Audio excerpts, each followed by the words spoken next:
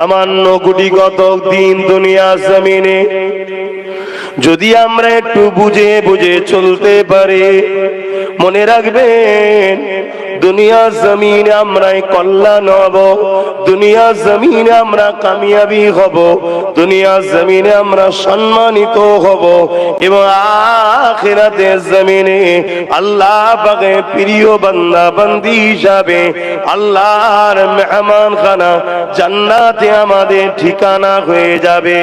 এ যুবকেরা, তরুণেরা, বাপেরা, কোটি কতক দিনের মায়া জালে জড়িয়ে আখিরাত আমাদের অন্ধকার হয়ে যাচ্ছে, আমরা কিন্তু বুঝতে পারছি না। আজ ইসলামের ঘরে সন্তান হয়েছে আমরা, আমাদের জন্য জুলুম হয় না, আমাদের জন্য জুলুম করাটা হলো হারাম।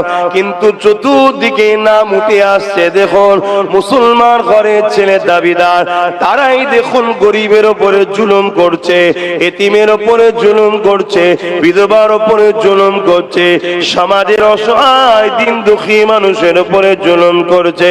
এই জুলুমটা এত বড় অন্যায় কাজ।